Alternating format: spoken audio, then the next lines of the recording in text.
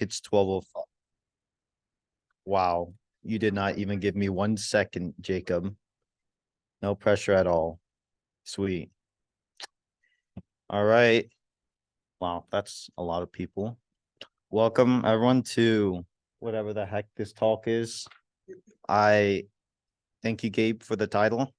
I needed a good title, and this is certainly a title for today's meeting. And please sign in if you haven't. Today's meeting will just be a standalone meeting. There isn't going to be a workshop because on Friday, there's going to be an event called Tech Mixer, which, if I'm not mistaken, Missa is hosting. So sign up for that. It's really cool, really fun. Become a paid member. Here's our weekly shill where we ask you for $20 for 1 semester or $35 for a year, because you will get stuff, and it is good stuff. So sign up and give us money, please. We are here right now. Yeah. Malware. Funny. Next week, we're going to be, it's going to be a prep week for our King of the Hill competition. So show up to that if you want to be prepared for that event we're going to be hosting. If you want to talk about it, Marshall, you should. Oh, there definitely isn't. Yeah. So I did check that correctly. So King of the Hill is an attack defend style competition where your goal is to attack a bunch of different computers, plant your flag on them, and then defend that flag from anyone else trying to also take that flag. The competition will be on October 22nd. And the competition is designed for anyone of any skill level. You can find the information and the sign-up links on the link tree, and signups will close on October 20th. Yeah, so next week's meeting is going to be focusing on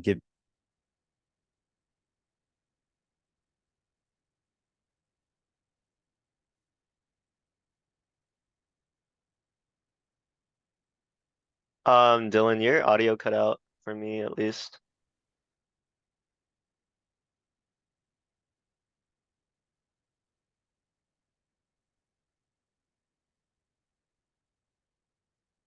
Yo, are we chilling? Yeah, it's better. Cool. All right, yeah. What I was saying was, off of what Marshall was saying, next week is going to prepare you for that event by teaching you how to attack boxes or virtual machines and then defend them, so then your flag doesn't get stolen the moment you plant it or overwritten.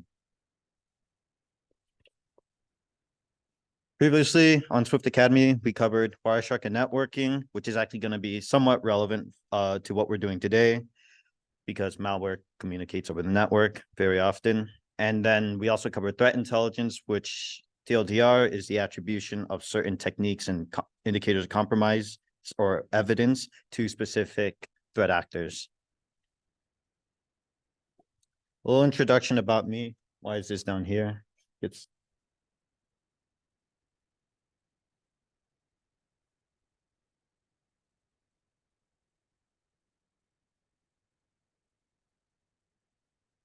Yo, it cut out again, Dylan, right when you were introducing yourself.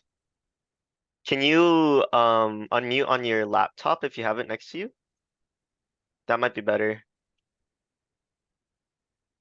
my laptop isn't Oh, that's hasn't joined the unfortunate. Zoom. Yeah.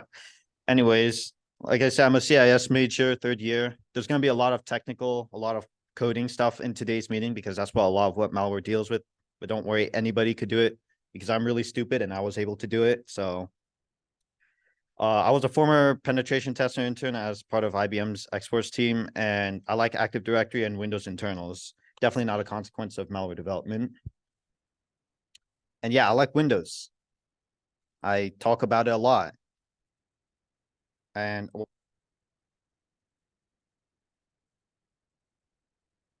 yeah.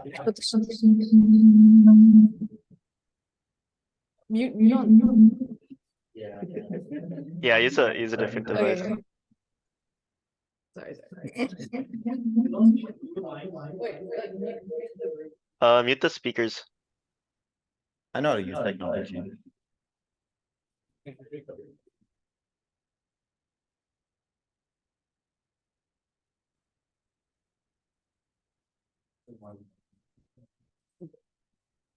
Are we alive? I can't even tell if Jacob can hear me. Your audio will come through. I can. All right, cool. All right, unfortunately, I cannot hear Jacob anymore, and the flow is completely ruined. So, blah, blah, blah, I like Windows. Windows looks weird. Windows is well documented. Windows has funny function names. And yeah, I don't even know what's going on. Windows, right? That's what it is.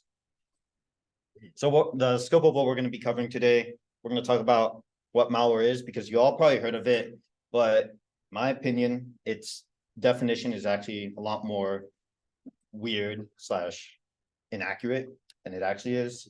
And we're going to be talking about Windows internals because I like Windows, so we're going to be talking about Windows malware. It is on the more common side of things because Windows is very secure, but also because it's just more of a target compared to the other operating systems. And we're going to be talking about something called the chain. I don't know how to describe that. And then we have detection and analysis, which we're probably not going to have time to cover or even get to, but if we do, that's cool. So malware, would someone like to give me a definition? So I actually don't know the definition. Oh, yeah, that's good. Software or code on your computer that you don't want to be there and that has malicious intent on your system. That's probably more accurate than what I have. And what I have is right there. It's just some silly software. Because at the end of the day, as someone who writes malware, that's what it is. It is, no, in my opinion, not really any different from any normal program. There's nothing special, no magic going on, unless you're in the CIA, and then you just know something weird, you cook something weird. In general, it's just a normal program that you made to do silly things. We hear a lot about different types of malware, stuff like, yo, you got your botnet, or this is spyware, this is a Trojan, this is a virus, this thing worms around, or this is ransomware because it encrypts your files. But I think it's weird to classify malware this way, because looking at the greater scope of things, looking at actual samples, looking at incidents, writing stuff of my own, malware doesn't usually just do one thing. Malware is very complex and encompasses a lot of different functionalities. So it's really hard to just say this type of malware is just a ransomware, because, well, yes, it did perform a ransomware attack on a company. It might have also been spying on them. So in the sense, you could have considered it spyware. It connected them to a greater network that an attacker controlled. So in other words, you can also classify as a botnet. It had the capability to replicate itself and move throughout a network. So in that sense, that ransomware was also a worm. So it's really weird to just sort of define malware as one thing. Which is why when it comes to trying to define malware, there's I just call it malware. I don't really say, oh, it's this or it's that. It's just malware. And when it comes to malware, there's about 3 components to it. There's its execution, to get what's called the implant. The implant is how I like to call the core of the malware. It is this part of the malware that allows the actual attacker to remotely control your system. And then you have the post-ex part of capability of the malware, which is what the malware actually does. So when it comes to the initial execution, malware doesn't, I mean, once again, unless you're in the CIA and you have some random black magic stuff just in your back sleeve, malware doesn't just, it's not magic. It's like any other program on your computer. It has to run somehow. Something has to trigger it to infect your computer. That doesn't necessarily mean you have to click on it. It could be its initial execution form, maybe in a way such that you can indirectly execute it. And sometimes it might not even necessarily be you, but the malware is deployed in such a way that your computer's normal idle actions or background processes end up triggering the malware. But at the end of the day, it is something that it isn't something that magically just happens. Something ends up running something, and that something is either the malware or leads to the malware being executed. These are on the left, on the hand column. Those are some very common ways that malware is deployed on Windows in this point in time. You might have heard of like people saying don't open this Word document on edit mode or Excel. That's because that falls under one of these initial execution vectors called a maldoc, where by opening in edit mode, there's a malicious script that ends up downloading and running malware onto your system, right? Or in this case, the implant. The implant is the core part of the malware, and what it does is it communicates, well, there's different ways it communicates over the network, the most common one being a technique called beaconing, more on that later. But in general, the implant is the core of the malware that the attacker is able to remotely communicate with once it starts running.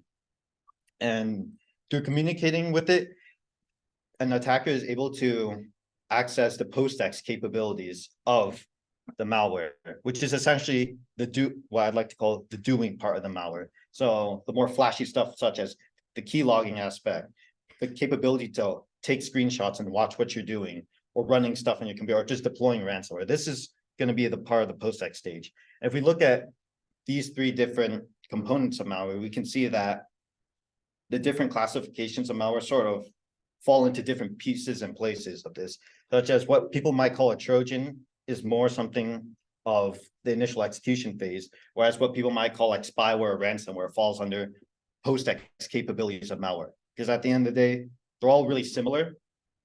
It's all just different capabilities of malware. Now, before we go into like any further this and talking about how malware works and how it ends up being sneaky, we have to talk about Windows internals, because one, this is Windows malware, and two, you can't ignore this stuff when it comes to actually trying to understand malware. The first part we have is something called the Windows API. If you've done any programming, you might have heard the term API. I was very confused when I first ran into this, but these are essentially just functions. If you've ever written code, you just write, a function or you just call a function. That's what the Windows API is.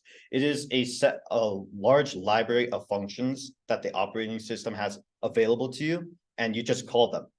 Now, they all do various different things, such as this create window is how a window is created on your computer, right? So your web browsers have a window.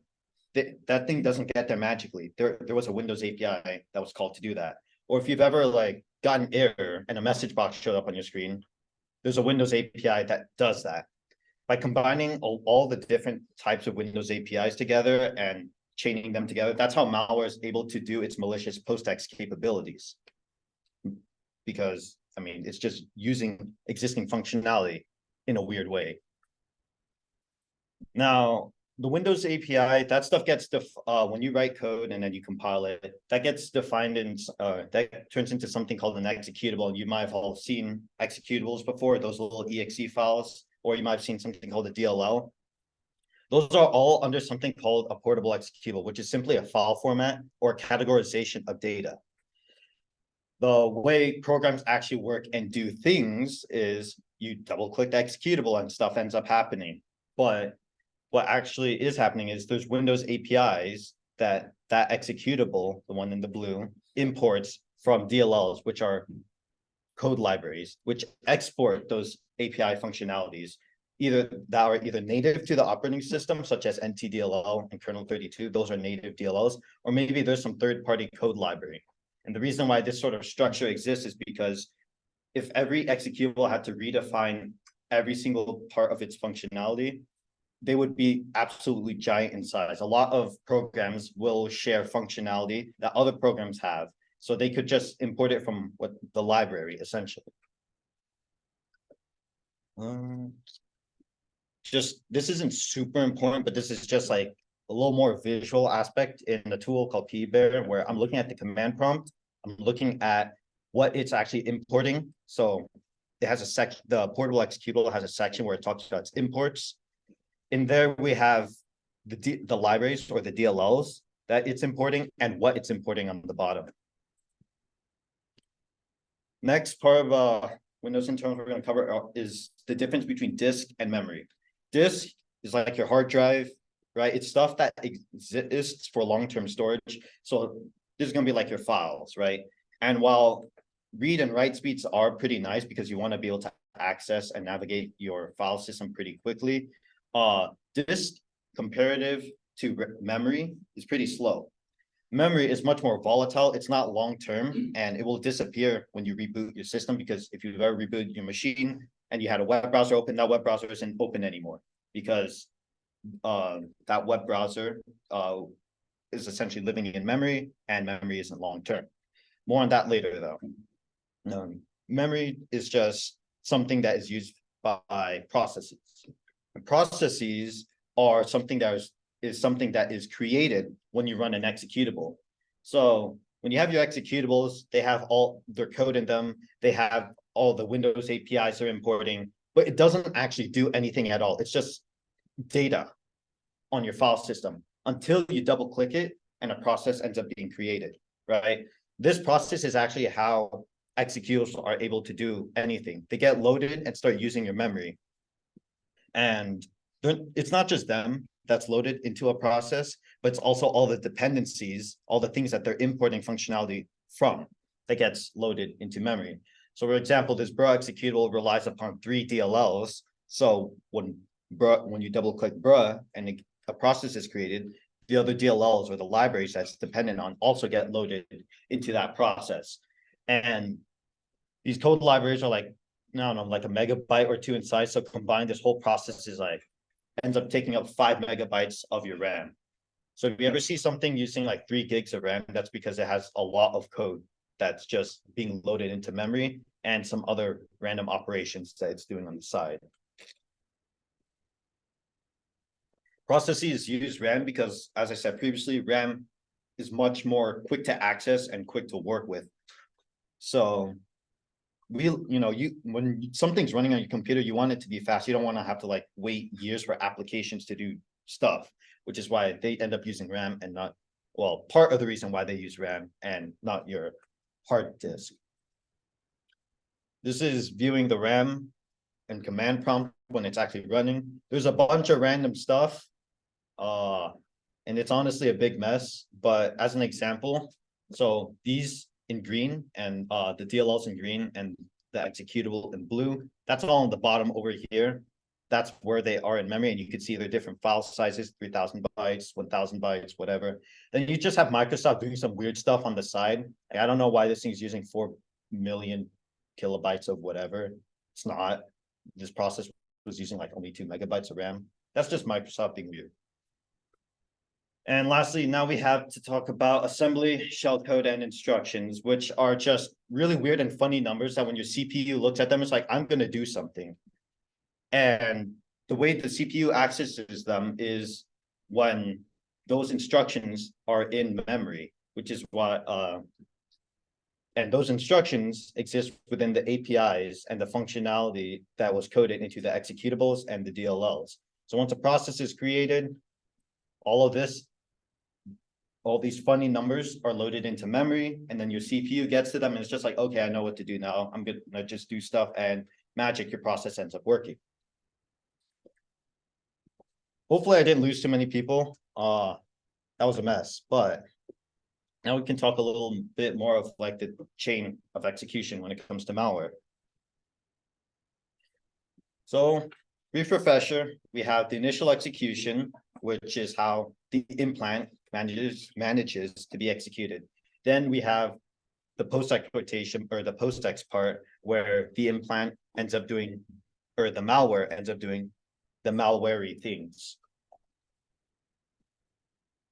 Now, execution can be very simple. You might have a malicious executable that has the implant's assembly code and stored within that parent executable. So what ends up happening is you just end up running this weird program. That program ends up executing the shellcode, and now you're infected, and the implant is running within the loader process, and the attacker now has control of your computer. Or it might be something a little more complicated, well, barely any more complicated, where rather than the malicious rather than the malware existing within the executable, it is pulled dynamically or remotely over the network from a remote server, and then loaded and ran within the process's memory. So many words. But yeah, once a reminder again, someone has to run something, either you or your computer, right? So yes, technically you can download all this malware. It won't actually do anything unless something runs it, right? Unless in this case, if you were to double click that loader.exe, that's when the malware would actually end up running. So for example, I have command prompt open and Windows Defender because antivirus, right? It keeps me safe, I swear. So I have my command prompt open and I'm running the loader executable with that has the malicious or that's going to pull the malicious shellcode remotely and then execute it, right? So I just run the executable by typing its name in command prompt and it runs, right? And it ends up reading 95,000 bytes and executing them, which results in my attacking server having receiving communication, and now I have remote access of the computer. And then I could just send commands through the PostX capability, but more on that later. Now, sometimes the execution for malware can be a lot more complex. It's more than just, oh, run this single weird program. A lot of times that's not going to be the case, because if you download a random executable, you're probably not going to run it because, well, I hope you're not going to run it. That would be pretty bad. I definitely did that before though, many times. But this is going to be a more, slightly more complex and evasive execution chain, right? So we have a zip file.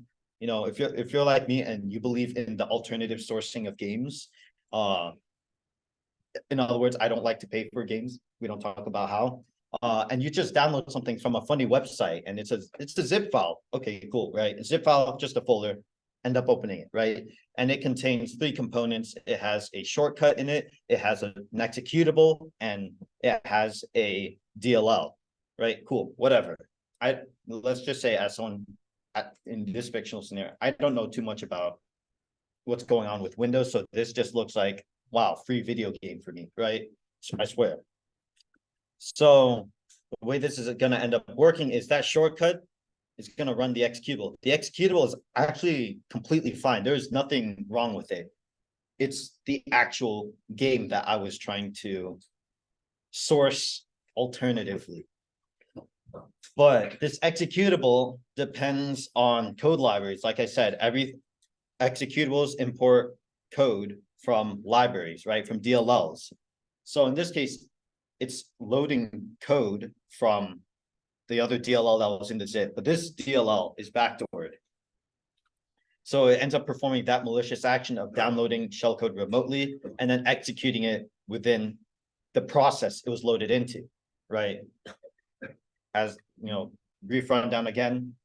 The shortcut runs the executable. Executable starts the process. Executable is loaded into the processor memory. Executable depends on the DLL. The DLL gets loaded into memory. And now that's loaded into memory, it performs the malicious action of downloading the implant code into memory and then executing that, which results in this happening. Or well, this is the game, you know, Minecraft. I like Minecraft. No, I don't. I haven't played in 10 years.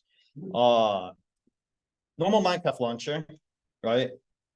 Minecraft launcher exe. It has a digital signature from Microsoft, which would be broken if any tampering was done to the executable.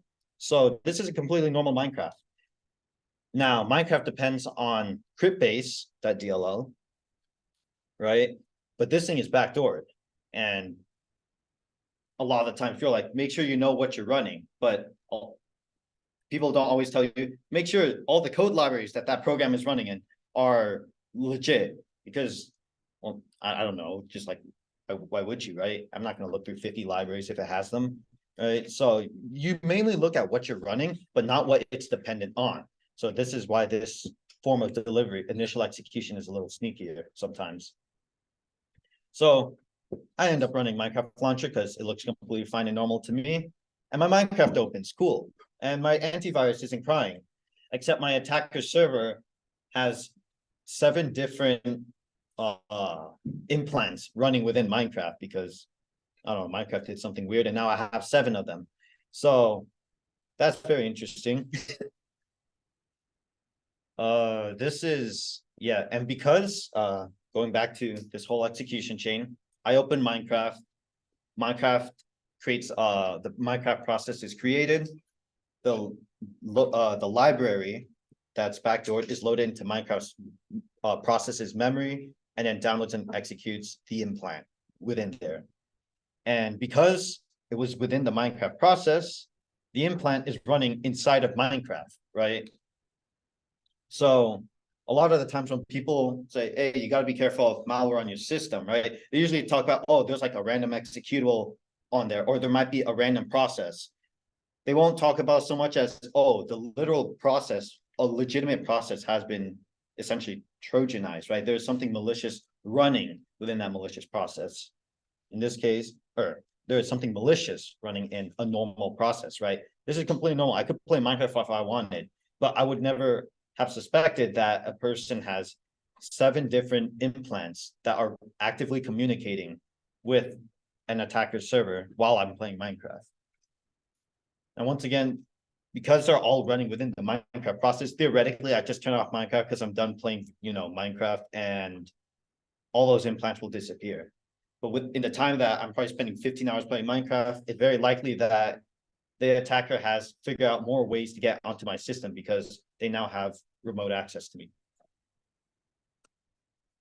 Now, the way they actually do have remote access is a part of the implant, and it is through, they communicate, right? There's going to be a little throwback to the Wireshark/networking week, but the most common form of communication that malware uses, as of now anyways, is something called beaconing, which is basically the malware is going to communicate with the attacker on a somewhat regular interval. So let's just say, my Minecraft, right? It's an infected process. When I opened Minecraft and loaded that malicious library in, the shell code or the implant was downloaded and ran in memory. Now it's going to start communicating with the attacker server. It usually does this at, I don't know, let's say 10-second intervals, right? It's going to check in with the server and just say, I'm alive, I want something to do. And then if the person behind the keyboard on the attacker server, they can send commands to that specific implant and say, okay, I want you to do this, right? The way this communication is actually made is through various different ways, such as TCP connections. That process, the malicious or the infected process might just open a new socket and talk to the remote server, or it might send a web request and embed malicious data in it, right? Or not malicious data, but embed like a secret code or a form of communication in there.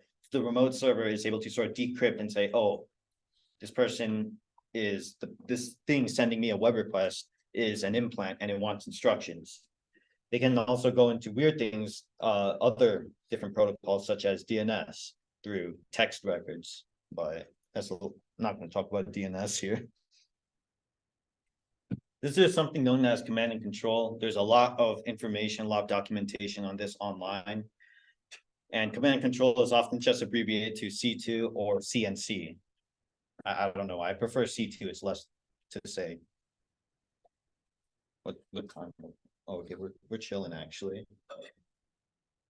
So going back to the previous screenshot I had where I was running the loader, not Minecraft, and this time I was running the loader executable. It is now communicating with that process. The loader process is now communicating with my attacker server. I can see the check-in right over on the right if I can find where the laser pointer is. Ignore this box. I just copy and pasted the screenshot. Over here, this is the last check-in, right? So if the implant has stopped checking in with me for like 5 minutes and I told it to check in every 10 seconds, that's a good way to tell, wow, my malware probably died, right? But on the bottom is where the tasking is happening, right? So I can send in a task. In this case, I am telling it to run a shell command or something on the command line. I'm telling it to run this implant to run whoami/all. The next time the implant checks in, which in this case, I think I set the check-in time to be 2 seconds, so nearly instantly. Next time it checks in, it receives a task. So when I send the task, it says it's going to send to the agent. Another word for implant. Every single C2 has a different word. The universal one everyone goes with, they just call it an implant.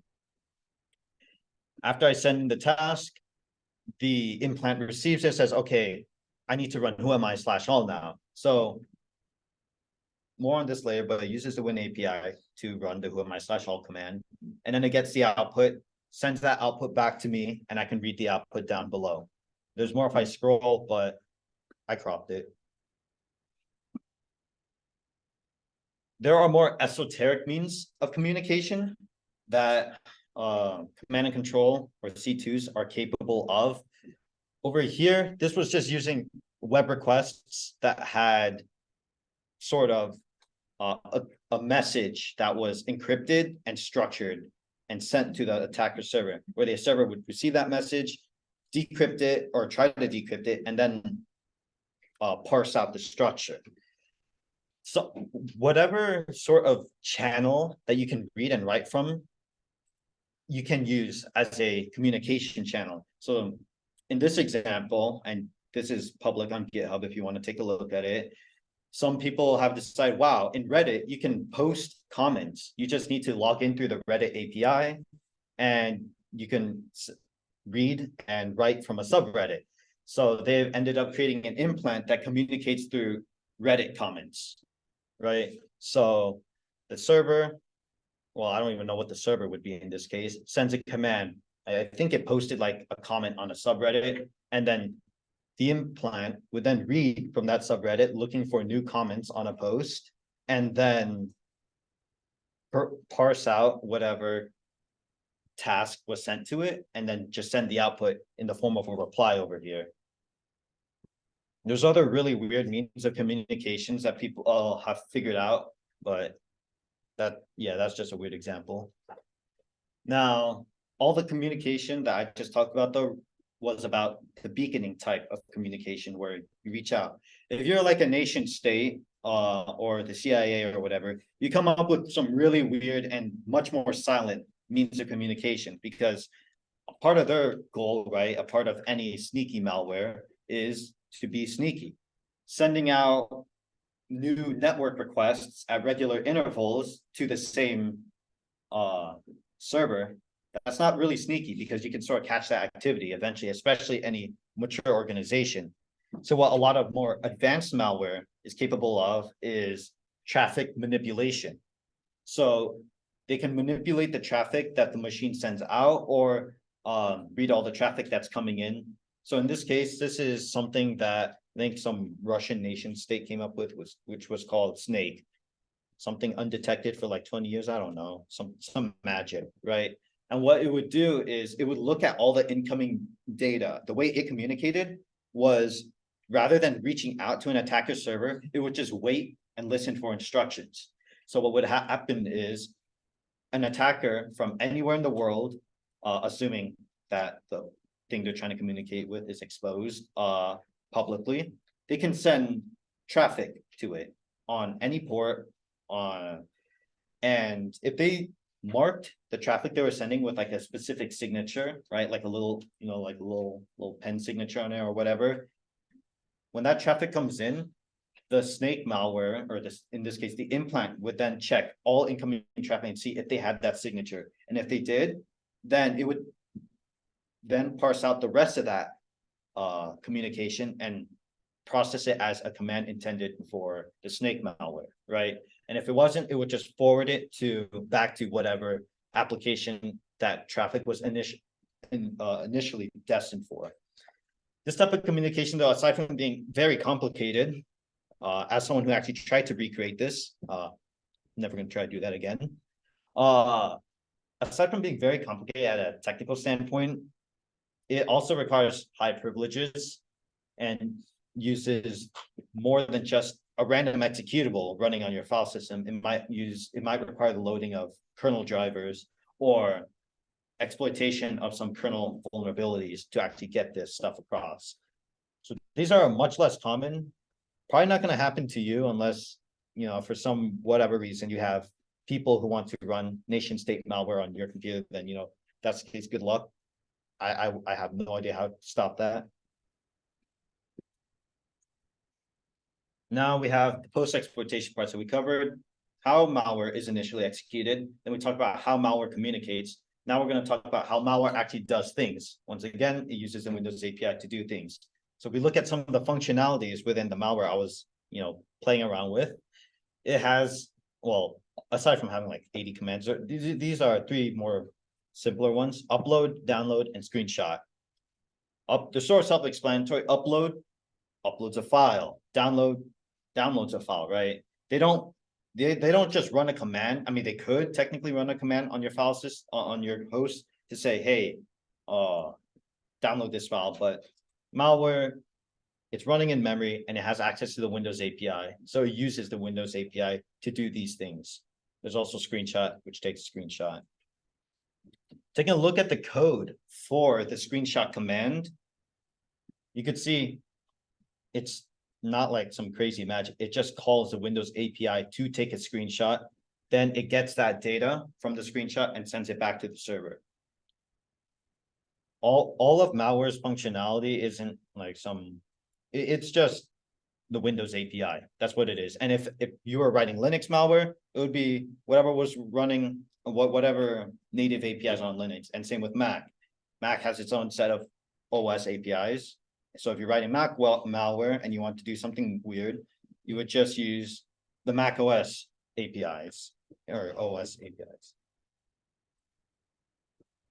Taking a screenshot would end up just looking like this.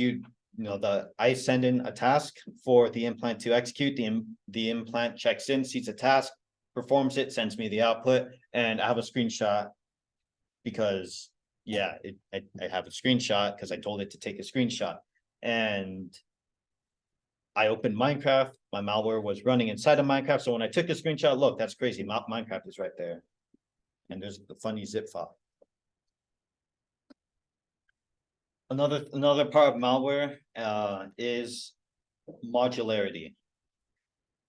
Malware, at least well-designed malware tries to be sneaky, and you don't really be sneaky by having 100 megabytes of data sliver.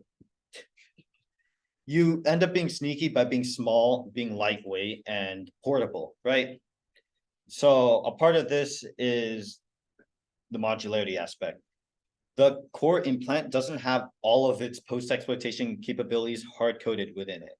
Like this screenshot command was coded into the implant, but not every other functionality. There might be some custom functionality that you might want to make, some custom post-exploitation you want to make, but you don't want to modify, the source code of the implant to add that in. This is why modularity is really useful.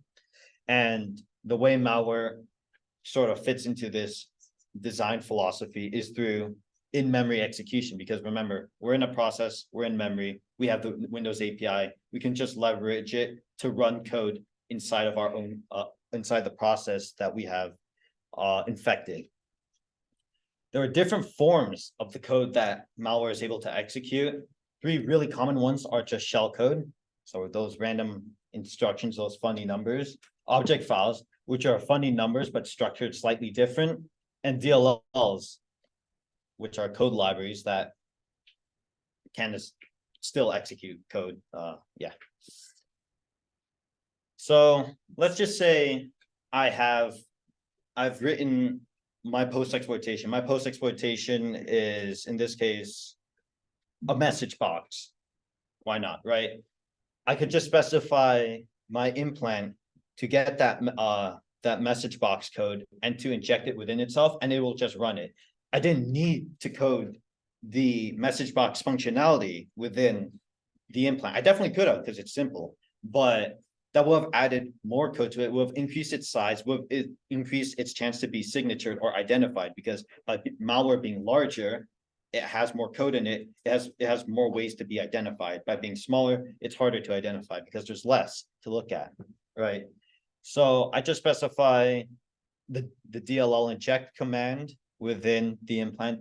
It then takes in whatever code I specify and then just starts running it within memory. So on the right, I'm in Minecraft, so I could see the message box shows up right in front of Minecraft. And the way it ends up getting run is because it's loaded into memory. If I look at the memory, I could see it's right over here. The reason why I could tell it's this specific part of the memory in the process in particular is because there's this text over here, this greetings, hello, whatever. And all of that, memory is both the instructions, but also the data, right? In this case, the data for the message in this message box has to also be in memory. It doesn't randomly just get generated. So in this case, it's over here.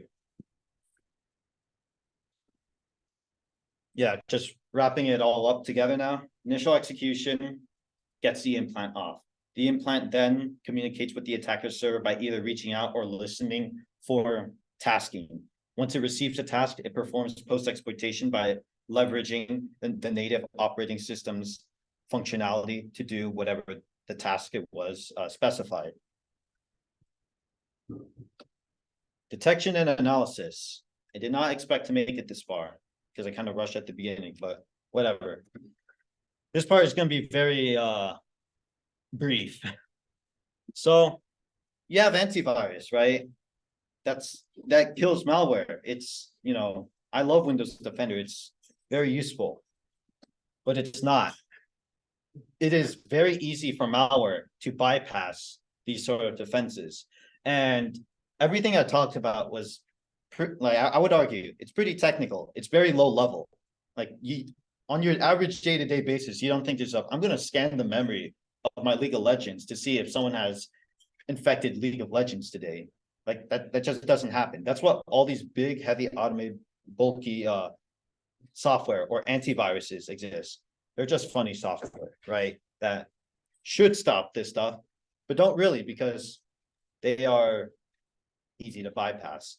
However, there's some better software that exists called EDR, but unless you're a company with $1 billion in revenue, I don't know if you're going to have an EDR in your back pocket, right, to actually kill malware, which it actually is very effective at doing, and everybody always cries about this unless you're a game hacker. It's game hackers and anti-cheats are malware, but on another level. How can you actually detect malware on your host machine with your crappy antivirus and no EDR? Networking, because malware communicates over a network. That's it. Yeah, good luck though. I don't want to look at Wireshark. So at that point, if you're infected with really with an evasive implant that has all of its post-ex and is very modular and all that, good luck. Hey man, it is what it is, On a more serious note though, if you do actually have a sample of malware and you have a safe environment and you want to actually analyze it, for Windows anyways, these are two very useful tools when it comes to doing that. I know for me, when I develop my own malware, I use the one on the left. Yeah, left, x64 debug very often. It's a debugger, allows you to look at the instructions that it's doing and execute it in a very controlled environment. And then there's also something called Gidra, which is on the right, something that, I don't know, was leaked from the NSA, and then they're like, oh, it's not leaked, we published it now. Cool, right? So now it's on GitHub if you want to download it.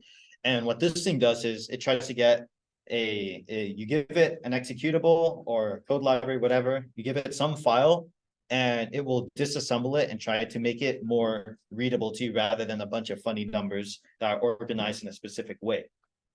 Combining these two together, you can end up having what looks like source code, and you can then analyze and run the source code in a controlled environment to try to see what it's actually doing. But I'm not a reverse engineer, so I actually don't know how to use any of these two properly. I just look at it and I kind of cry because even though it's more readable, it's unreadable to me and it's pain. But yeah, that's actually the end of this. Are there any questions for me? How many people did I lose? Wow, looks like I'm doing everything perfectly. I'm just like that. I have a question. Was good. If someone was new to Malware, how would you get them started? Write a reflective loader. No, seriously. You cannot We gotta get stop like, talking. so. I have a certain way of learning, right? And I personally believe in it. So a lot of people say, oh, you learn your C, then you learn your operating system fundamentals, and then you learn networking, and then you learn how to reverse engineer user, like, sure, those are good skills to have, definitely. But if you're just learning a bunch of things on their own without like a real, like direct immediate application of it, you're probably gonna get lost and bored. Because I know for a fact, when I wanted to get, so I was like, I'm gonna learn C. So I started following like this website to learn C, and I got to the part where it's like, okay, this is how you write a function. And I like fell asleep and I gave up, right? They're like, this is a point. I was like, nah, I'm not thinking about that. But if you do somewhat more like project-based learning, which is what I'm much more advocate of, and what a lot of malware artists are also an advocate of, is you learn by doing, and not doing as in I learned how to code. You learn by trying to have a more solid objective, something more tangible, such as writing a reflective loader, writing a shellcode loader. If you don't know what those are, Google exists. They're very useful. They're also very hard to write for the first time. And sure, you're not going to know everything you need to know when you start writing it, but you're going to run into an issue and you're going to have to learn how to overcome that issue. And then you end up learning as you try to complete the project. Because I know for sure when I started doing this stuff, I did not have any sort of fundamentals. I knew nothing about how anything worked, but I had an objective, and whatever problem I run into, I just try to learn enough to overcome it. And then you eventually just, it just works. Yeah, if you want to get into malware development, two things: write a shellcode loader and write a reflective loader. And Google those because they deserve a big explanation of their own. Are there any other questions? Awesome, everyone got everything, and I'm, this is why I love presenting. I love Windows. No, never that.